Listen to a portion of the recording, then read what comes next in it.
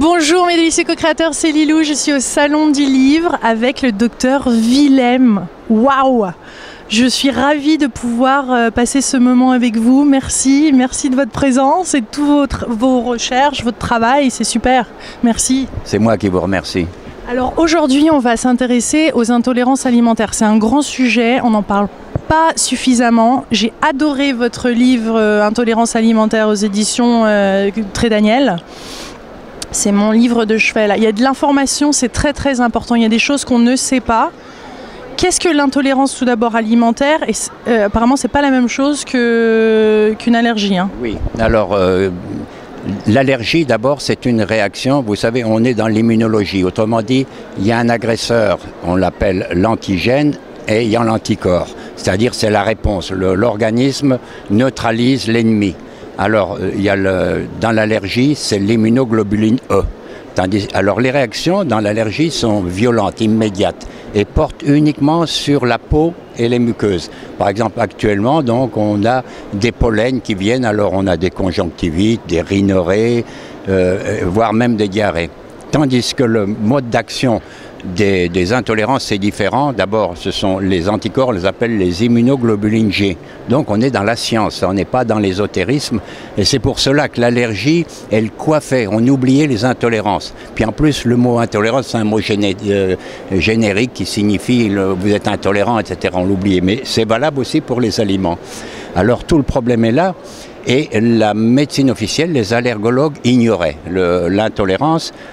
Sauf il y a 3 semaines, sur une télévision, il y a la professeure d'allergologie émérite, c'est-à-dire qui est en retraite, qui a dit sur 10 allergies, enfin 10 éléments que l'on pensait allergiques, il y a 8 intolérances. Donc c'est admis maintenant.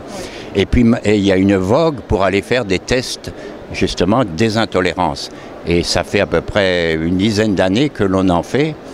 Et pour tout vous dire, je n'ai jamais vu, j'en ai fait peut-être 200 moi de tests, je n'ai jamais vu personne qui échappait à une intolérance. Moi personnellement j'en ai 7 et j'ignorais, bon depuis que je sais ce dont je souffre, je l'ai supprimé et ça va nettement mieux. Alors avant qu'on parle un petit peu plus des tests, comment ça se fait qu'on est intolérant et comment ça se fait que ces intolérances augmentent maintenant au fur et à mesure des années? Plein de personnes en fait sont intolérants maintenant au gluten, au laitage. Comment ça se fait? Est-ce que ça s'explique? Oui, ça s'explique. On est dans la civilisation moderne. Alors ça joue au niveau par exemple des fruits nouveaux qui apparaissent, hein, le kiwi, grenade, etc. L'organisme, faut qu'il se sympathise avec ces nouveaux produits. Et vous avez aussi les enfants prennent de plus en plus donc de ces fruits, etc., donc sont allergiques. Ensuite, il y a un élément qui paraît un peu paradoxal, c'est qu'on vit dans un monde de plus en plus propre. Et comme il n'y a plus d'antigènes, donc il n'y a plus d'ennemis, plus d'agresseurs, ce qui fait que l'organisme ne se défend pas, il se met au repos. Et puis vous avez aussi la cuisson qui fait beaucoup de mal, la cuisson, surtout donc toutes les modes de cuisson là en 2-3 minutes, je ne sais plus comment on appelle cet appareil. Et vous avez aussi donc l'agroalimentaire qui met, pour élargir les niches, eh bien, ils mettent de plus en plus de produits qu'on ignore, des isolats de protéines, etc. Et la texture de ces molécules a changé, ce qui fait que l'organisme ne les reconnaît pas. Et en plus, qui accompagne donc les intolérances, qui portent au niveau donc des intestins, eh bien, il y a beaucoup de produits chimiques qu'on prend à long cours, hein, les statines, les IPP, etc., qui viennent attaquer la muqueuse. Tout se situe donc. On trouve dans quoi? Eh bien, que l'on trouve par exemple tous les produits que vous prenez quand vous avez des pathologies cardiovasculaires, quand vous êtes déminéralisé, quand vous avez des problèmes, des pathologies neurodégénératives, on prend tous des médicaments chimiques et ça ne convient pas puisque ce n'est pas naturel. Donc l'organisme n'y s'y retrouve pas. Alors il réagit violemment. Donc il y a tout un système, toute la lignée blanche, tous les globules blancs, lymphocytes, etc., interférons, sont complètement bousculés, se mettent donc en route et créent une inflammation. Et à partir de là, la muqueuse intestinale, elle se perfore. Et tous les débris alimentaires, tous les virus, les bactéries, etc., passent dans les trous. Parce que donc, cette muqueuse est devenue poreuse. À partir de là, ça va dans le sang et ça gagne tout le système. Ce qui fait que vous voyez, il y a un gros distinguo au niveau des pathologies par rapport à l'allergie qui reste cantonnée donc en périphérie. Tandis que là, ça gagne tous les systèmes. Toutes les fonctions sont atteintes. Et le souci, c'est que ça s'est installé déjà depuis un certain temps. Donc quand c'est visible, après, des fois, c'est un peu trop tard où il faut vraiment faire un véritable travail de fond. Hein. Ben oui, ça peut devenir trop tard. Tant que il faut dire, pour protéger notre corps, il y a 5 barrières. La première barrière, c'est les intestins. Ensuite, c'est le sang avec les lymphocytes, etc. Les vaisseaux, le complément, et vous avez la barrière hémato-encéphalique. Alors, quand la barrière hémato-encéphalique, qui est faite d'astrocytes et de cellules microgliales, elle saute, alors vous avez l'Alzheimer, myasthénie, sclérose latérale, etc. C'est pour ça que vous avez 200 000 nouveaux cas d'Alzheimer. Il faut savoir les expliquer. Mais la nature est bien faite, il y a quand même 5 filtres qui vous protègent. Et si vous continuez justement à rentrer un petit peu dans tous ces produits nocifs, ça crée donc un environnement qui n'est pas sain. Est-ce que vous allez jusqu'à dire que toute maladie est due à une intolérance alimentaire ? D'abord, donc, les intolérances alimentaires, ça porte surtout au niveau de l'intestin grêle. C'est l'organisme le plus atteint parce que justement, il y a plein de formations qui vous protègent. Alors, vous avez donc des problèmes locaux, ça peut être des troubles du transit, constipation, diarrhée, ça peut être les colites, les colopathies, etc. Plus grave, les rectocolites hémorragiques ou la maladie de Crohn. Il y a quand même quelques centaines de mille en France. Et après, comme je vous ai dit tout à l'heure, que ça gagnait l'ensemble de l'organisme, toutes les fonctions donc vont être atteintes. Alors, on a toujours un chaînon qui est plus faible. Ça peut être des troubles rhumatismaux. Et ça peut devenir aussi des maladies auto-immunes parce que les phénomènes s'amplifiant, les maladies auto-immunes arrivent. Alors, pour le rhumatisme, c'est la polyarthrite rhumatoïde et la spondylarthrite ankylosante. Ça peut être la thyroïde, vous avez la thyroïdite d'Hashimoto ou le BASDO. Tout ça, c'est des pathologies auto-immunes. Ce qui fait qu'à l'arrivée, rien qu'au niveau des pathologies auto-immunes, vous avez 6 millions de Français qui sont atteints. Il y a à peu près une 60aine de pathologies auto-immunes qu'on ignore et que la médecine officielle ne sait pas stopper. Et nous, en médecine naturelle, on a des produits, par exemple l'immunorégule, qui stoppent ces phénomènes donc, de maladies auto-immunes. Vous avez par exemple les migraines. Classiquement, on pensait que c'était des médiateurs vasoactifs, comme par exemple le vin blanc, etc., avec la tyramine, ça peut être le fromage, etc. Et finalement, 90% c'est des maladies, c'est des intolérances alimentaires. Il y a quand même 7 millions de Français qui ont de la migraine, vous vous rendez compte, et qui traînent dans les cabinets médicaux, ils ne trouvent pas de solution.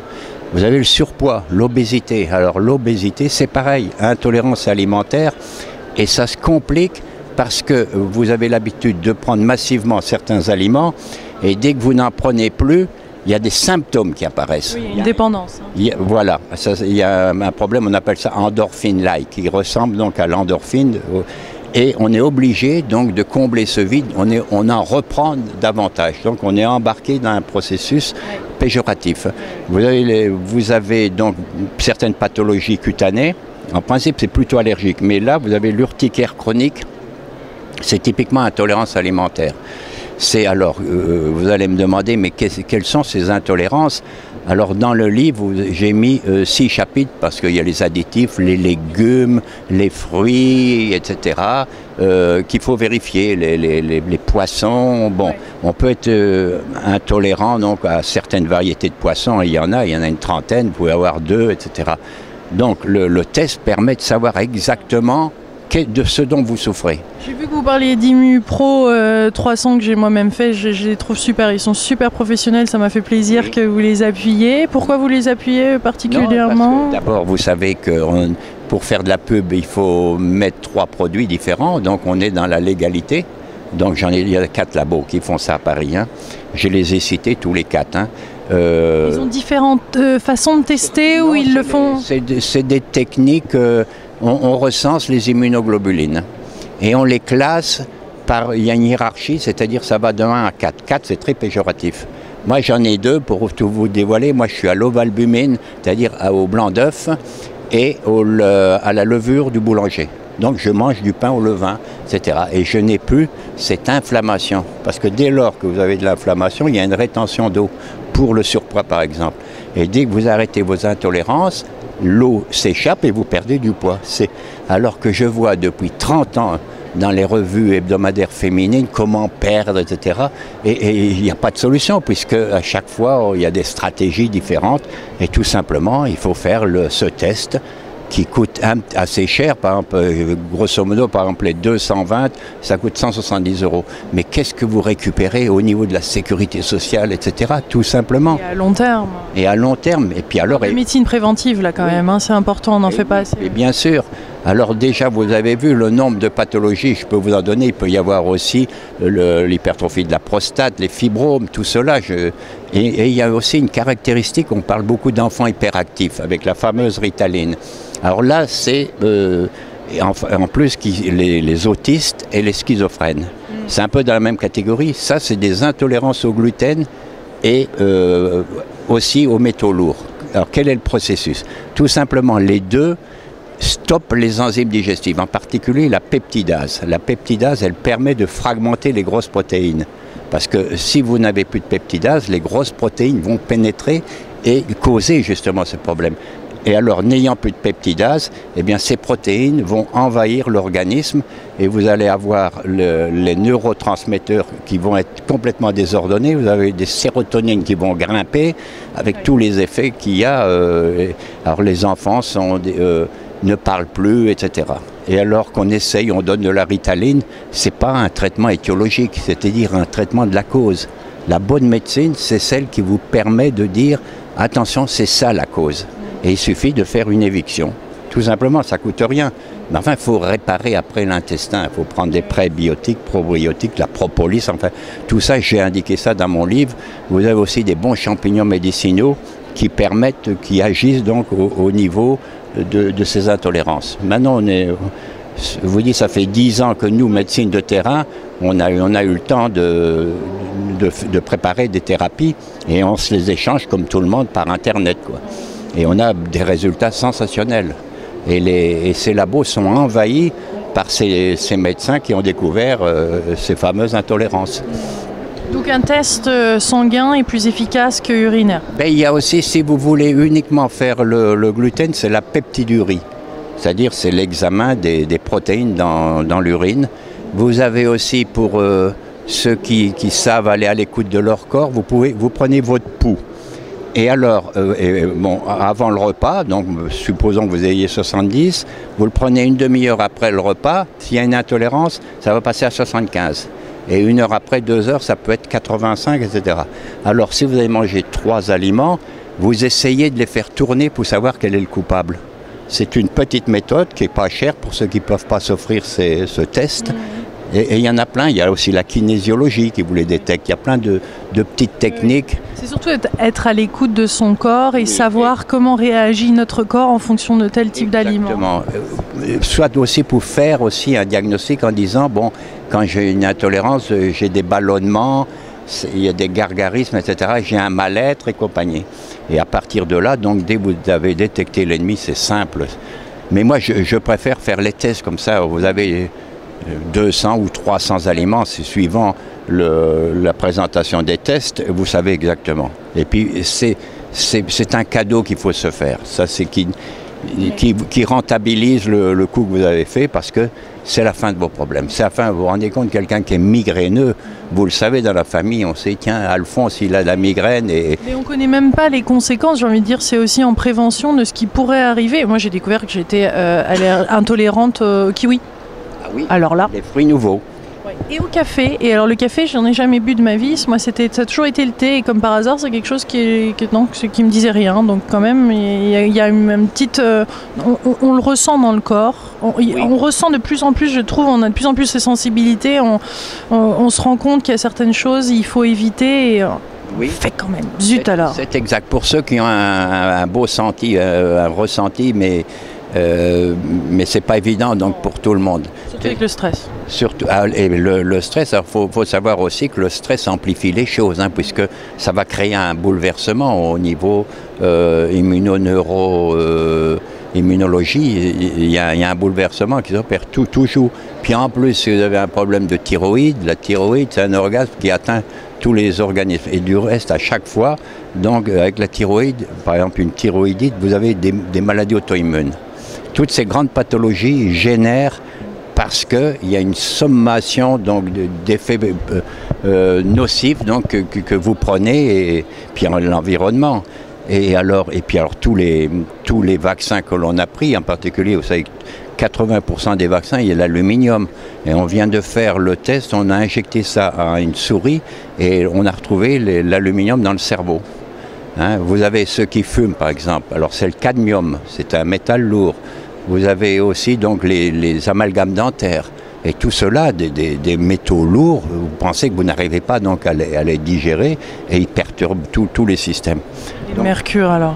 Le mercure que l'on trouve donc dans l'amalgame, etc., qui a du mal à être interdit et qui est interdit dans les pays comme le pays scandinave, etc. Ils ont vu les effets et voilà. Qu'est-ce qui vous révolte que vous voyez encore sur le marché qui devrait même plus être en vente?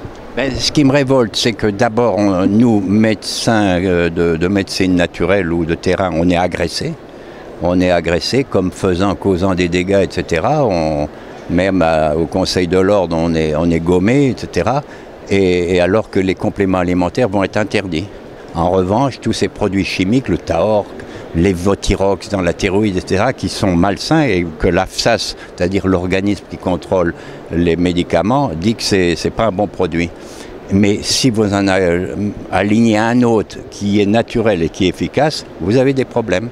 Et le laboratoire, et ça va avoir lieu en avril, il y aura 6 mois de répit et tous les nutriments vont être supprimés. Il va falloir faire des AMM, etc.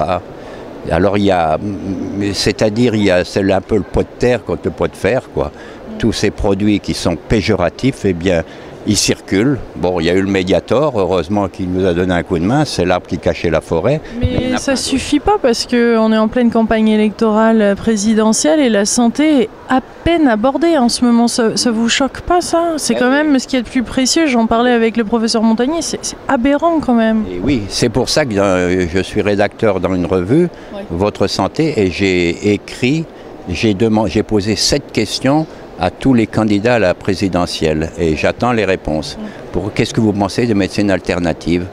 Mais alors il faut savoir qu'à l'Assemblée nationale, il y a quand même pas mal de pharmaciens, hein. Il y en a 80 qui veillent au grain et ainsi de suite, quoi. Mais moi je dis, pour un pays des droits de l'homme, l'homme n'a pas ses droits. Il n'a pas ses droits. Il fait ce qu'il veut de son corps et il choisit la meilleure solution. Il ne va pas choisir la pire des solutions. On tient à rester en bonne santé. Parlez-nous de certains traitements ou de certaines choses à faire en médecine alternative ou autre qui pourraient nous aider à combler ces intolérances alimentaires ou à regagner, parce qu'on peut regagner certains aliments, on peut après retrouver une pleine... Oui, ça peut être entre 1 mois et 6 mois, hein, l'éviction, et après on y va progressivement. Des fois ça peut être violent quand vous le réintroduisez donc massivement. Et après, par exemple, les enfants hyper agités, quand ils stoppent le gluten, bon, c'est tout un système, parce qu'il y en a partout, hein, de gluten ou l'avoine, etc. Et pourquoi? Vous allez me dire, pourquoi les céréales? Pourtant, ça paraît, on mange des céréales le matin. Eh bien, tout simplement, c'est que l'ensemble des céréales, au début, disons, il y a quelques milliers d'années, il n'y avait que 7 chromosomes. Et avec les bouleversements, etc., ils sont passés à 14 chromosomes. Déjà, l'organisme, il bloque, parce qu'il n'a plus l'habitude de cela. Alors vous avez le riz qui passe bien, vous avez le sarrasin, il y en a 2, 3. Alors vous faites un pain, vous achetez, il y a des petites machines à faire du pain, je pense, et vous faites votre pain, quoi. Mais maintenant, vous avez de plus en plus les gens, les commerçants, sont à l'écoute de tout cela. Et vous avez des pains au levain. Ça a marché maintenant. Hein. Et oui, les histoires de diététique et tout, ils répondent. Et pourquoi c'est envahi? C'est que parce qu'il y a une demande et les gens veulent vivre d'une façon saine. Ouais. Et plus dans un monde pollué. Et ça continue, puisque même au niveau de l'élevage, c'est pareil, on retrouve encore des antibiotiques, des vaccins dans les viandes, etc. Et ça ne bouge pas. Et les OGM alors? Et les OGM, oui, j'ai fait un long chapitre pour voir les dégâts. Ça peut être cataclysmique, un jouet comme ça avec les gènes des gens, ne pas savoir que ça peut se retourner contre nous. La nature, elle est bien faite, hein. Si vous chipotez avec, si vous voulez faire une transgression, vous le payez. Peut-être pas maintenant, mais nos enfants vont le payer. Hein, c'est qu'on vit au jour le jour, on a l'impression d'être immortel et on se rend pas compte des choix qu'on fait au quotidien. On dit non, ça va bien, regarde-moi, je suis en santé. Ouais, mais et le futur, et dans 10 ans, ça donne quoi? Et oui, et plus on avance, vous voyez bien le crescendo de toutes les pathologies. Alzheimer, là, 30 ans, on n'en parlait pas. 200 000, vous vous rendez compte? Et ça ne fait que grimper. Et pendant ce temps-là, on dit que la longévité continue à s'allonger. C'est faux. Depuis 1 an, c'est stabilisé. Il y avait des cris de victoire en disant qu'on gagnait 1 trimestre par année. C'est faux. Aux États-Unis, c'est bloqué depuis 2 ans. Il faut le dire pourquoi. Parce qu'on est envahi par... On est dans la pollution, quoi. On n'est pas dans un bon contexte. Et pour je vous dis, les intolérances alimentaires, certes, ça passe par le digestif, mais il y a tellement d'autres choses, les stress, etc. Les fibromyalgies sont améliorées. Les fibromyalgies, pourtant, il n'y a pas de solution. Même les médecins n'acceptent pas comme maladie. Vous avez la myopathy. Expliquez-nous ça un petit peu plus. La fibromyalgie, c'est-à-dire que normalement, c'est que vous avez des points douloureux quand on vous presse. Donc, il faut en trouver 18. Il y en a 18. Qui sont recensés et il y a un mal-être, on est fébrile, on n'est pas en forme et ça c'est dû à des vaccins, etc., à plein de choses et que la médecine classique réfute.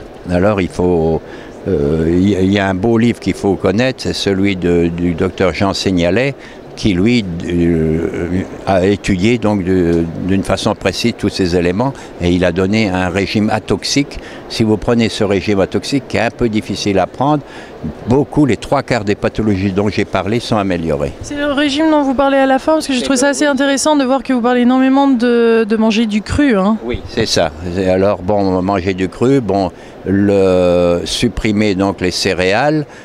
Ensuite, il faut prendre des huiles biologiques. Par exemple, il faudrait prendre normalement l'huile d'olive bio sur les crudités avec l'huile de colza, qui est une des meilleures, l'huile de lin, toutes ces huiles, pas les huiles polyinsaturées. Donc, éviter donc, les corps gras saturés. Par exemple, la margarine, elle n'a pas d'oméga 3. On triche aussi parce que normalement, la margarine devrait être liquide, mais c'est pas vendable liquide. Donc, on l'a transformée pour la rendre dure. On a travaillé la molécule, ce qui fait que ce n'est plus des oméga 3. Mais on continue à mettre sur le couvercle oméga 3. C'est faux. Plus, on bricole, je vous dis, quand on commence, nous on lit... C'est la véritable pollution, la publicité mensongère, là il faut faire attention avec le bio, le vert, ils utilisent tout, hein, les personnes pour vendre, c'est atroce. Et oui, c'est presque diabolique. Hein. Bon, mais il y en a qui sont un peu à l'affût. C'est pour ça que j'ai fait ce livre. C'est pas pour avoir du succès, etc. C'est que tout simplement... C'est vraiment un beau livre. Ça fait 10 ans que je vois ces choses-là, et puis qu'on est menacé, etc. Je dis non, puisqu'on a des résultats. Les gens, je le vois bien, le retour, il est là. Quand je suis passé à une radio où on pouvait communiquer, beaucoup de gens, c'est Radio Courtoisie pour pas le cacher, me disait, depuis qu'on a fait l'IMUPRO, enfin les tests, eh bien, je vais nettement mieux. Donc, ils le mettent. C'est du en énergie aussi. Hein. C'est du tangible, ça c'est évident. Est-ce qu'il y a autre chose que vous aimeriez mentionner par rapport à ce thème-là? Oui, par exemple, je vais vous dire, toutes les pathologies du carrefour RL, les sinusites, on a du mal à les soigner. Pourquoi? Mais parce qu'il faut savoir, quand les intestins sont bloqués, où il y a des germes, etc., il y a une porte de sortie pour les éliminer. Et alors ça remonte par le carrefour RL, par le nez. Donc il faut, quand vous nettoyez vos intestins, quand vous les débloquez, eh bien ça passe par le nez. Et je vais vous donner une petite recette qui marche tout le temps dans les sinusites. Vous achetez du vinaigre de cidre. Vous prenez à peu près un demi-verre que vous mettez dans une casserole, vous faites chauffer lentement et vous inhalez. Vous faites ça 3-4 fois par jour. En 4 jours, vous n'avez plus de sinusite. Mais soignez parallèlement vos intestins. Vous prenez des prébiotiques, de la propolis pure qui est excellent. Et voilà, donc c'est une petite recette parce qu'il y en a tellement de sinusites. Je ne sais pas, on a tous eu une sinusite. Hein.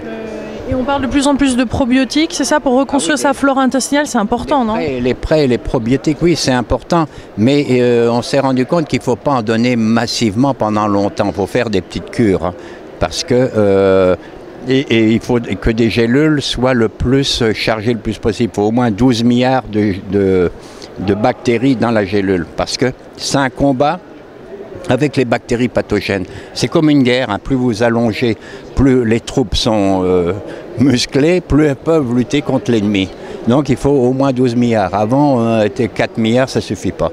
Donc c'est des petites choses que l'on sait maintenant, parce qu'on est à l'écoute de ces choses-là.